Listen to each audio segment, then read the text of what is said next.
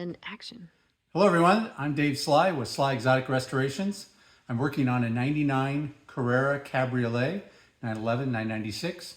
And we have the common problem with the motor, the original style motor for the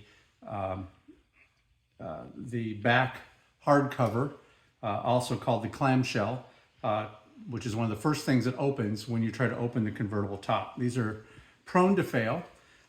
They don't make these anymore. You can get used ones for $500 on eBay, but of course you're back to the question on, are they very good? You can buy a kit, which is the new style motor. I believe that's around $700 to $800, and then you have to buy a new bracket. You have to cut the old bracket off. You have to modify your support beam to put the new style bracket on, and then you need to use new bolts to hold this on. So it's about $1,100, $1,200 to fix this. So what I thought I'd try to do is get a kit for the shaft, which is typically what breaks from Porsche. This is a part number 99656167301. This was $50. So unfortunately, it doesn't come with any documentation, and there's no documentation on the internet how to take this thing apart. So what you have here is you have this Allen head screw. I think it's around 6 millimeter that you typically get to from behind the rear seat when you're manually opening and closing your clamshell. On the other side of this motor is this shaft. Now, if you hook it up to battery, you can see that in the harness, there are two thick wires. This gray one here, which is in position 2, and this green wire here, which is in position 4. If you hook power, negative on the 2, positive on the 4, what you'll get is the motor to turn. But what will turn will be this outside ring, not this square piece, which is, of course, what drives your cables that opens your clamshell. So basically, this stays fixed, and this outer piece rotates, and hence your top doesn't work. So how do you take this thing apart? Well, there wasn't any documentation on that either. So I needed to hold this piece, the original piece, which I've actually already taken out. It's a little shorter, and it's kind of even in here, and you can't grab a hold of it. And so since you can't grab a hold of it, since it's even, there's no way to take off this screw. So what you do on that one is, I bought this kit from Amazon. It was, I think, $30. This is a square socket set called a pipe plug socket set. And it comes with one of the sockets that you need is a 9/32. That fits the square head just fine. You can see this square head, I'm putting it in there, and it's a pretty good tight fit.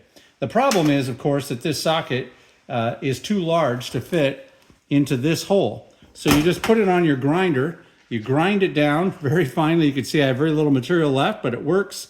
And that way you can get it actually to fit in this slot. You can see how it's mounted in there now. It fits in there just fine, and I can hold that screw. Now the next trick is to get this screw off, which is held with Loctite. But one of the real tricks about this screw is it's reverse threaded. So to take it off, you go righty-loosey, which is exactly the opposite we're used to doing. So turn it to the right. There's a little bit of Loctite on it, but it comes off pretty good. And go ahead and unscrew this to get it off. It doesn't take too much force. And once you get this off, then you can pull the potentiometer off. The potentiometer is kind of snapped in there, so you got to kind of wiggle it a little bit. Notice it's put into this little groove.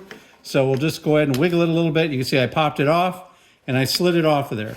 Now you'll notice the potentiometer has a little red inside piece, which is serrated. And you'll also notice that this piece is serrated.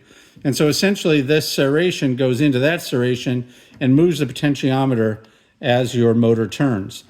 This one actually was cracked, but that's what drives this part of the shaft. Now the other thing that will happen when you do this is you can see the shaft is in there. One thing that's interesting is the shaft will get to a point where it will spin because the spring isn't popping it out. And in some cases, if you can take this off and you can move it and get a tight enough spring, it'll pop out on its own, and then you'll be connected and you can drive the gear itself. You wouldn't even need to replace it. But I did buy the replacement kit. Once you take off the potentiometer, you can push this thing through, and you can see you have a clip. So you just go ahead and remove the clip.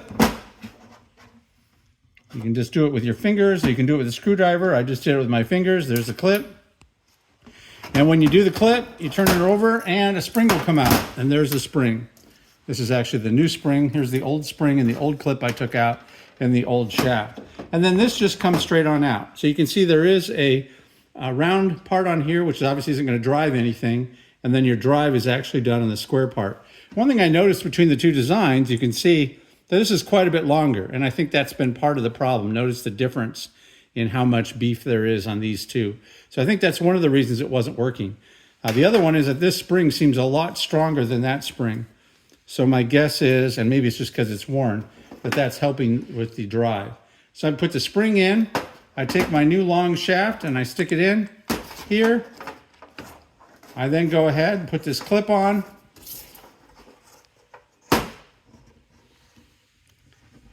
Snap it on, pull it back.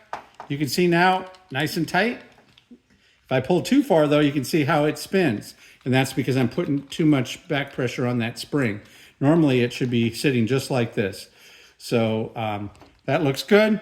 I'm going to go ahead and grab my potentiometer. I'm going to stick it back on here, snap it into place. Perfect. Now I'm going to grab my new bolt, my new Allen head. Notice it has Loctite on it. And remember, it's lefty-tighty, exactly opposite what we're used to.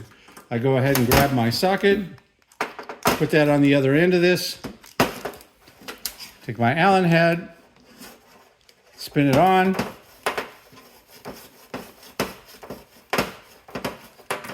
tighten it down, and check it out. Perfectly tight, doesn't slip at all.